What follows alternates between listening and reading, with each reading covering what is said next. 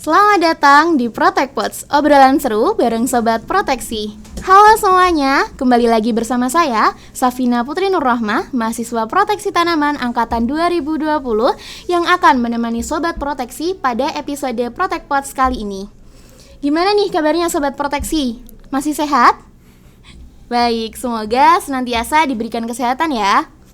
Nah, pada kesempatan kali ini kita akan membahas mengenai satu topik yang luar biasa yang saat ini mungkin hangat diperbincangkan oleh mahasiswa, yaitu mengenai MBKM. Dengan topik yang masih bingung tentang MBKM, yuk merapat. Nah, untuk membahas topik kali ini, kita akan dibersamai dengan narasumber yang luar biasa, salah satu dosen dari Departemen Hama dan Penyakit Tumbuhan, dan beliau merupakan Ketua Program Studi Proteksi Tanaman Departemen Hama dan Penyakit Tumbuhan Fakultas Pertanian Universitas Gadjah Mada. Kita sapa terlebih dahulu ya Sobat. Selamat datang Pak Arif di Protect Pods. Terima kasih, selamat sore Safina. Terima kasih atas undangannya. Oke, baik. Nah, Sobat, karena kita sudah ditemani dengan Pak Arif pada episode kali ini, tentunya Sobat Proteksi dimanapun berada wajib untuk mendengarkan, menyimak, memperhatikan dari awal hingga akhir episode ini, karena tentunya akan banyak informasi, akan banyak pengetahuan yang akan teman-teman dapatkan setelah mendengarkan episode kali ini. Oke, langsung saja kita masuk ke pembahasan kita, yaitu mengenai MBKM. Seperti ya Pak Arif ya? Iya. Jadi kita akan membahas mengenai MBKM. Mungkin dari Pak Arif sendiri bisa menjelaskan kepada Sobat Proteksi nih Pak, karena ada beberapa yang masih bingung terkait MBKM itu apa, programnya seperti apa, dan Pak Arif mungkin bisa membantu menjelaskan ke Sobat Proteksi. Ya, MBKM itu sebenarnya program dari Kemendikbud ya, itu program nasional untuk pendidikan tinggi. Ya, itu kan dari MBKM Merdeka Belajar Kampus Merdeka ya. Nah, di program itu mahasiswa itu diberi kebebasan selama 2 semester. Ya, untuk menempuh pembelajaran di luar prodinya masing-masing, ya, di luar universitasnya, ya. Jadi itu bisa dihargai sebanyak 40 SKS. Jadi masing-masing semester itu 20 SKS. Jadi intinya seperti itu sebenarnya untuk apa yang dinamakan dengan MBKM itu. Oke, baik. Berarti mahasiswa diberikan kesempatan ya Pak untuk belajar di luar kampusnya, dan tentunya dihargai SKS ya seperti itu ya betul. Pak. Oke, terus selanjutnya nih Pak, kan pastinya suatu program itu didirikan ada tujuan atau mungkin hal-hal yang ingin dicapai dengan berdirinya suatu program ini. Mungkin Bapak bisa menjelaskan tujuan dari MBKM dan nantinya apa sih yang diharapkan dari MBKM ini kepada mahasiswa? Ya, sebenarnya itu tujuan MBKM adalah kan untuk memperluas wawasan mahasiswa ya. Jadi kalau kalian itu belajar terus di di dalam kelas begitu ya, itu kan sepertinya ya kurang ya, karena nanti apa yang kalau kalian sudah selesai ya, apa yang kalian dapatkan di luar itu seringkali itu ya sangat berbeda dengan apa yang didapatkan di kelas. Nah, jadi mahasiswa itu kalau kemudian diberi kebebasan untuk berekspresi ya, dengan mengambil SKS di luar prodinya, diharapkan nanti mereka akan mendapatkan wawasan yang lebih luas, pengalaman ya untuk bekerja dan sebagainya. Jadi terutama itu sebenarnya untuk soft skill sih ya, untuk memper soft skillnya supaya lebih terasah. Oke, baik. Berarti tujuannya juga sangat luar biasa ya Sobat Proteksi, dimana kita bisa belajar di luar kampus, mencari pengalaman baru ya. Benar, Pak, seperti ya. Itu. Terus Pak, dari program MBKM ini yang didirikan atau dibentuk oleh Kemendikbud ini terdiri dari program apa saja Pak? Mungkin dari MBKM itu nanti terbagi lagi menjadi program-program lain. Mungkin ya, sebenarnya dari Kemendikbud juga sudah ditetapkan ada 9 program MBKM ya. Saya sih nggak hafal ya programnya apa saja ya. Tapi setahu saya itu ada 9 yang diantaranya itu adalah mungkin yang bisa saya sebutkan adalah yang pertama adalah untuk program magang ya, yang kedua adalah program penelitian, ketiga adalah membina desa atau membangun desa, kemudian ada kewirausahaan, kemudian ada program mengajar, ada program pertukaran pelajar, apalagi masih ada 3 ya, Ya. kurang 3 saya lupa. Tapi banyak, ada 9 itu. Ya, itu bisa kalian lihat pada panduan MBKM dari Kemendikbud. Silakan dibuka. Ya. Oke, baik. Berarti banyak dari 9 itu, dan itu mahasiswa diberikan kebebasan seperti itu ya Pak untuk memilih salah satu dari 9 itu. Benar. Ya, dan Kemendikbud itu sebenarnya juga di lamannya ya itu sudah ada banyak sekali itu pilihannya. Jadi mahasiswa juga bisa melamar langsung Kemendikbud untuk program-program MBKM-nya. Di situ. Oke, jadi buat sobat proteksi yang sudah kepo mengenai MBKM bisa langsung cek laman resminya dari Kemendikbud ya. Oke, baik Pak. Sekarang kita bergeser mengenai kebijakan MBKM yang ada di Fakultas Pertanian. Nah, mungkin dari Fakultas Pertanian itu ada regulasi atau ada cara nih untuk mendukung terwujudnya MBKM yang baik di Fakultas Pertanian. Mungkin Bapak bisa menjelaskan. Ya, sebenarnya pembicaraan MBKM di tingkat fakultas itu sudah lama ya, dan bahkan sebenarnya itu di Fakultas Pertanian itu yang kalau saya lihat itu yang pertama kali terlebih dahulu itu membicarakan tentang MBKM ya, sehingga kemudian kurikulum kita yang di Fakultas Pertanian itu diberikan slot untuk MBKM itu pada semester ke-6 dan ke-7 dan ke-8 ya, itu saya kira itu pertama kali itu yang mengadopsi itu di Fakultas Pertanian. Nah, kemudian juga sudah diberikan sosialisasi kepada kaprodinya ya, dan kemudian kaprodi ini yang bertugas mensosialisasikan kepada dosen-dosen yang ada di lingkungan prodinya masing-masing.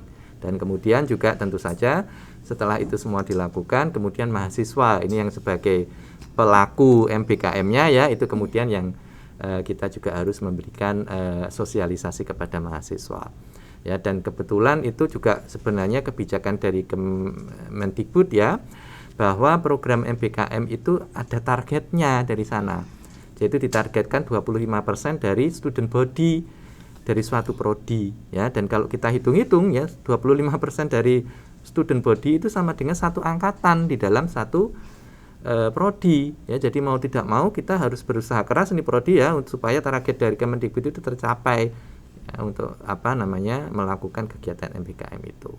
Nah, begitu kira-kira yang dilakukan oleh tingkat fakultas sampai tingkat prodi. Dan juga dengan demikian kita nanti fakultas juga harus mencari mitra-mitra yang mau diajak bekerja sama untuk semua tadi ya, dan juga nanti prodi juga bisa mencari mitra sendiri untuk bekerja sama untuk mensukseskan MBKM ini. Gitu, Safina. Oke, baik. Jadi sudah ada kebijakan-kebijakan yang dibuat oleh fakultas ya Pak. Tentu, untuk mencapai ya. target. Ya. Nah, sedikit berbicara mengenai target nih Pak. Kalau memang nantinya target itu masih kurang atau belum terpenuhi, itu bagaimana ya Pak?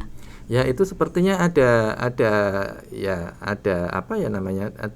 dari Kemendikbudnya ada ada evaluasinya ya. Jadi ya mau tidak mau target itu harus dicapai, jangan terlalu rendah ya. Apalagi ya sebenarnya kita malu ya, kita kan universitas besar ya, kalau ternyata targetnya itu lebih rendah daripada universitas-universitas yang lain yang di luar daerah misalkan ya. Jadi juga harus kita evaluasi supaya nanti semakin mendekati target ya, karena itu kan tidak boleh memaksa itu ya. Juga di kebijakan dari fakultas juga nggak boleh memaksa jadi sebenarnya. Jadi ya kita yang harus membina mahasiswa ya, bukan membina ya mengarahkan mahasiswa begitu ya, supaya bisa mengambil MBKM ini, kira-kira begitu, Alina. Oke, baik. Terus ini Pak, tadi kan ada 9 istilahnya program dari MBKM sendiri, dan mahasiswa diberikan kebebasan untuk mengambil salah satu nih atau mengikuti salah satu dari program tersebut. Bisa Safina ambil contoh, ada satu Pak terkait magang. Nah, itu nanti untuk kegiatan yang dilakukan di magang, maksudnya mahasiswa melakukan magang di program MBKM itu apakah ada peraturan sendiri atau kegiatan sendiri dari institusi, atau nanti menyesuaikan dengan yang ada di program di fakultas seperti itu Pak? Ya, sekarang kalau kita berbicara bentuk kegiatannya adalah yang magang misalkan ya Safina ya. Jadi magang itu kan sebenarnya sama dengan KL ya, cuma kemudian diperluas ya, karena KL-nya tidak hanya 1 bulan. Jadi untuk magang itu kemudian KL-nya diperluas menjadi 1 semester. Nah, kemudian juga dari KL itu kan hanya 2 SKS ya. Nah, kemudian kalau untuk magang ini dijadikan 20 SKS. Begitu. Jadi nanti mahasiswa di dalam suatu institusi ya, tempat dia magang, ya harus menyesuaikan kegiatan-kegiatan yang ada di sana. Nah, kemudian bagaimana dengan yang 20 SKS itu tadi? Nah, maka di sini di Prodi juga kemudian harus bekerja sama dengan mitra untuk menentukan kegiatan-kegiatan apa saja yang bisa dilakukan, yang diikuti oleh mahasiswa ya, supaya nanti bisa memenuhi 20 SKS itu ya, dan itu kemudian sudah desain ya, baik oleh kalau itu yang melakukan pendekatan dengan mitra itu fakultas ya didesain oleh fakultas. Kalau yang melakukan pendekatan itu adalah dari tingkat prodi, maka kemudian juga desainnya itu ditentukan bersama-sama dengan mitra itu dengan prodinya masing-masing. Kira-kira begitu. Oke, berarti menyesuaikan ya Pak, seperti itu. Ya. Oke, baik. Terus Pak, mengenai tadi ada berbicara mengenai KL dan magang diperluas. Nah, untuk sasaran atau yang bisa mengikuti KL diperluas sekaligus magang itu dari semester berapa ke semester berapa, atau mungkin ada kriteria khusus nih Pak yang bisa mengambil KL diperluas seperti itu? Jadi sudah saya sebutkan tadi ya, bahwa untuk Fakultas Pertanian itu kan sudah di kurikulum sudah ditentukan ya, bahwa kegiatan magang, kegiatan MBKM ini bisa mulai dilakukan di semester 6, 7, 8. Ya, jadi mahasiswa yang sudah mulai di semester 6 itu bisa mengambil magang di semester 6 atau di semester 7. Semester 8 juga sebenarnya bisa, tetapi kalau di semester 8 kan itu sudah waktunya untuk penelitian ya, kecuali mau skripsi ya, kecuali kemudian kalau mau MBKM itu untuk penelitian. Jadi nanti di semester 8 itu baru kemudian dia mengambil mengambil MBKM untuk penelitian tersebut. Gitu. Oke Pak, berarti kan bebas ya Pak antara dari semester 6, 7, dan semester 8. Maksudnya mahasiswa semester 6, semester 7, dan semester 8. Ya, itu bebas ya, tetapi kalau di UGM itu istilahnya bebas terarah. Ya, jadi tetap harus mendapatkan persetujuan dari DPL. Bukan berarti, karena saya dengar-dengar juga ada mahasiswa dari beberapa DPA itu yang mengatakan, lah ini kan bebas Pak. Tidak ya, tidak bebas-bebasnya tidak, tapi bebas terarah. Dan siapa yang mengarahkan itu ya DPA-nya masing-masing ya, diskusi dengan DPA masing-masing, karena DPA itu juga nanti menginginkan yang terbaik untuk mahasiswanya. Begitu. Oke. Baik. Jadi tetap harus berkonsultasi dengan DPA masing-masing ya Pak? Ya, harus tetap berkonsultasi dengan DPA masing-masing. Oke, baik Pak. Terus tadi juga ada beberapa mitra yang tentunya sudah sepakat gitu ya Pak untuk menjalin kerjasama, maksudnya dalam menjalankan program MBKM ini. Terutama dari program studi proteksi tanaman dari HPT ini, apakah ada beberapa mitra yang sudah tersebar luas di Indonesia atau bagaimana Pak? Ya, kemudian untuk mitra ya, jadi kalau kalian lihat itu mitra itu bisa kalian lihat kalau di laman Kemendikbud ya, mereka juga sudah banyak sekali mitra. Ya, tetapi saya harapkan kalau kalian itu dari prodi proteksi ya, terutama ya yang ingin melakukan magang melalui Kemendikbud ya, itu cari ya yang sesuai dengan kompetensi ya. Jadi yang berkaitan dengan pertanian. Nah, kemudian fakultas itu sebenarnya juga sudah punya mitra ya. Jadi sudah didesain oleh fakultas juga. Tetapi juga saingannya nanti juga satu fakultas ya kan. Nah, untuk memperkecil tingkat saingan tadi, maka prodi proteksi tanaman juga kemudian menjalin mitra. Kita punya beberapa mitra yang sudah pasti ya bisa bekerja sama dan menerima kurang lebih 5 mahasiswa per mitra. Kenapa kalau 5? Karena mereka juga harus menerima mahasiswa dari perguruan tinggi yang lain ya. Jadi biasanya itu hanya sekitar 20 yang diterima dalam satu mitra dalam satu semester itu ya, dan kita bisa alhamdulillah bisa approaching begitu supaya mendapatkan 5 ya. Jadi mitra-mitra itu misalkan yang sudah pasti itu Badan Karantina Pertanian ya, kita punya di Jakarta, mitra di Jakarta, Semarang, dan kemudian Surabaya yang sudah pasti. Kemudian di lab pengamatan hama dan penyakit tumbuhan ya, itu kita sudah menghubungi tadi yang di Bantul ya. Kemudian juga masih ada rencana nanti yang ada di Banyumas, kemudian dan juga ada yang di Temanggung. Ya, kemudian untuk perusahaan ya yang sudah kita hubungi kemarin PTBC, dan juga kita sudah dengan approaching dengan PT Pagilaran ya, bahkan di PT Pagilaran untuk prodi proteksi tanaman itu bisa menampung 10 mahasiswa itu. Jadi alhamdulillah. Kemudian juga kita baru akan menghubungi PT Syngenta yang berkaitan dengan pestisida ya. Itu kira-kira yang akan kita hubungi ya, yang sudah pasti dan yang mungkin bisa ini. Kemungkinan juga nanti akan bertambah lagi, tapi kalau dengan perkebunan ya, kalau perkebunan kan tidak ada yang di Jawa ya. Betul. Tapi ada di luar Jawa ya. Kita punya GGP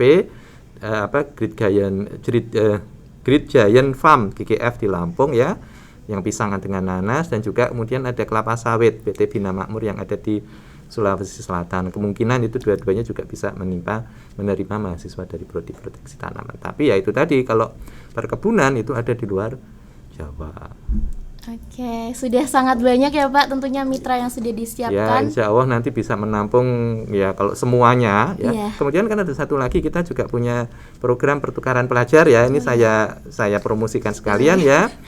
Jadi kalau yang tidak ingin mengikuti magang ya, kalian bisa nanti mengambil pertukaran pelajar. Ya, tetapi juga harus mengambil 20 SKS ya, jangan cuma hanya mengambil 1-2. Kalau mengambil 1-2 juga tidak akan banyak keuntungannya. Ya, jadi silakan diambil 20 SKS. Dan untuk pertukaran pelajar itu kita punya asosiasi ya, APSITA namanya, Asosiasi Proteksi Tanaman Seluruh Indonesia. Itu ada 12 prodi PTN di Indonesia, dan semuanya itu kuliahnya nanti dilakukan secara daring ya. Jadi kalian bisa mengambil di beberapa perguruan tinggi, tidak hanya satu saja. Oke, baik. Berarti ada 2 pilihan ya Pak ya di proteksi, ada yang magang KL diperluas tersebut, terus ada juga yang pertukaran pelajar yang APSITA itu. Terus kalau di fakultas seperti itu Pak, misalnya ada mahasiswa nih yang ingin ikut magangnya itu yang ditawarkan oleh fakultas, itu tata caranya itu apakah berbeda dari prodi atau hampir sama ya Pak? Ya, tata caranya semua kan pakai seleksi ya. Ya, jadi semuanya hampir sama. Cuma kalau yang dari prodi yang menseleksi kan prodi ya kan. Baik. Kalau dari fakultas nanti seleksinya juga dari tingkat fakultas. Kalau kalian mendaftar di Kemendikbud, seleksinya di tingkat Kemendikbud. Ya. Berarti menyesuaikan tingkatan ya Pak, seperti itu. Ya, benar. Oke, baik. Terus tadi Pak, kan kita bisa mengambil MBKM itu terutama di UGM diarahkan untuk dari semester 6, 7, dan 8. Nah, itu kan mungkin di semester tersebut ada mata kuliah wajib nih Pak yang harus diambil, sedangkan kita juga akan mengambil MBKM di luar semester, maksudnya bukan di perkuliahan di universitas ini misalnya seperti. Nah, itu bagaimana Pak? Konversi SKS-nya atau mungkin ada hal-hal lain seperti itu? Ya, Pak? Baik. Seperti sudah saya jelaskan di muka tadi ya, Safina ya, bahwa di Fakultas Pertanian ya, kita sudah mendesain kurikulum itu untuk MBKM adalah mulai semester 6. Ya, jadi mata kuliah wajib itu semua sudah habis diambil di semester 5. Ya, kecuali ada mata kuliah tertentu seperti tinggal kepemimpinan, kemudian seminar, KL, skripsi, ya kan? Nah, yang belum diambil itu kan KKN ya. Yang belum diambil itu adalah mata kuliahnya misalkan seminar, kemudian kepemimpinan dan KL tadi. Nah, itu bisa nanti diikutkan pada saat magang. Sedangkan KKN ya itu nanti dilakukan di antar semester kan. Itu juga bisa di situ. Nah, KKN itu sebenarnya juga nanti bisa KKN diperluas dengan mengikuti yang namanya programnya adalah membina desa. Jadi nanti KKN-nya tidak hanya 2 bulan ya, tapi nanti juga sampai 6 atau 5 sampai 6 1 semester ya, 4 sampai 5 bulan begitu di desa tersebut. Gitu, Safina. Ya, jadi jangan khawatir nanti untuk mahasiswa yang angkatan 2021 ya, misalkan baru semester 3 nanti saya harus mengambil mata kuliah wajib, harus MBKM, tidak. Ya, jadi sama kalian mengikuti MBKM itu mata kuliah wajibnya semua sudah diambil. Kecuali yang tadi itu yang bisa diikutkan dalam program magang. Oke, baik Pak. Berarti bisa lebur seperti itu ya Pak, yang mengikuti kegiatan MBKM-nya. Ya, bisa lebur ya, atau bisa dimasukkan ke dalam kegiatan MBKM. Oke, baik Sobat Proteksi. Jadi untuk yang masih ragu, masih bimbang mengikuti kegiatan MBKM yang tadi sudah dijelaskan oleh Pak Arief, itu bisa menjadi penyemangat atau ternyata ikut MBKM itu bisa menambahkan relasi, pengalaman, Benar, ya. seperti yang nggak kita dapatkan di Benar, perkuliahan ya, ya, Pak. ya, dan kalian juga akan tahu nanti bagaimana tuh seluk-beluk pertanian itu kalau kita sudah selesai kuliah, sudah selesai sekolah ya, itu akan kalian dapatkan di MBKM ini. Nanti kalian masuk kerja sudah tidak perlu penyesuaian yang ini ya, karena sudah tahu anunya seperti apa ya, lingkungan yang baru itu. Oke, baik Pak Arief, sangat tercerahkan ya Sobat Proteksi bagaimana itu MBKM, sistemnya, terus mekanismenya teman-teman tuh untuk mengikuti MBKM baik di tingkat program studi, di tingkat fakultas maupun di universitas melalui yang dari laman Kemendikbud asli ya Pak, seperti itu. Nah, terakhir nih Pak, untuk Sobat Proteksi, mungkin Bapak bisa memberikan penutup atau kata-kata motivasi untuk Sobat Proteksi yang masih bimbang terkait ikut MBKM atau tidak dan lain sebagainya. Mungkin Bapak bisa menyampaikan motivasi-motivasi tersebut. Ya, jadi tetap semangat ya. Jadi apa yang didesain oleh Kemendikbud itu semua kan untuk kebaikan mahasiswa ya. Betul. Jadi ada MBKM ini tentu saja juga tujuannya adalah untuk kebaikan mahasiswa ya, dan tentu saja tidak akan merugikan mahasiswa, itu yang harus kalian ingat. Ya, dan tentu saja saya juga himbau kepada mahasiswa untuk bersemangat untuk mengikuti program ini ya, karena kita tidak bisa memaksa ya. Ada beberapa perguruan tinggi itu yang di dalam satu semester itu memaksa mahasiswanya untuk mengambil ini MBKM, ada itu ya kalau kalian lihat, tetapi di UGM tidak. Ya, jadi tetap ini suatu kebebasan, tetapi kemudian ya marilah kita bersama-sama mensukseskan program ini ya untuk kebaikan kita, terutama untuk mahasiswa ini. Oke, baik ya Sobat Proteksi, yang tadi sudah diskusikan Pak Arief mengenai MBKM dari awal dan nantinya bagaimana mekanismenya, dan kata-kata motivasi dari Pak Arief untuk Sobat Proteksi yang masih bingung nih terkait enaknya ambil MBKM atau tidak ya, sudah bisa tercerahkan ya Sobat Proteksi dari penjelasan dari Pak Arief tersebut. Oke Pak, karena kita juga sudah di penghujung pembahasan nih Pak, kita sudah selesai dalam pembahasan MBKM ini. Semoga pada episode pembahasan MBKM ini Sobat Proteksi sudah bisa lebih mengenal mengenai MBKM, sudah lebih tahu mengenai tujuan-tujuan dari MBKM yang pastinya sangat bermanfaat bagi mahasiswa ya Pak ya, seperti itu. Baik Sobat Proteksi, karena kita sudah selesai, terima kasih sudah menonton episode Protect Pods dari awal hingga akhir, dan tentunya nantikan episode-episode selanjutnya yang tentunya membahas mengenai topik-topik seru bersama narasumber-narasumber yang luar biasa. Akhir kata, terima kasih kepada Pak Arief sudah meluangkan waktunya di tengah kesibukannya. Terima kasih juga buat Sobat Proteksi dimanapun Sobat Proteksi berada. Karena kita sudah selesai, saya Safina pamit undur diri, dan Pak Arief juga terima kasih. Wassalamualaikum warahmatullahi wabarakatuh, dan sampai bertemu kembali Sobat Proteksi. Bye-bye.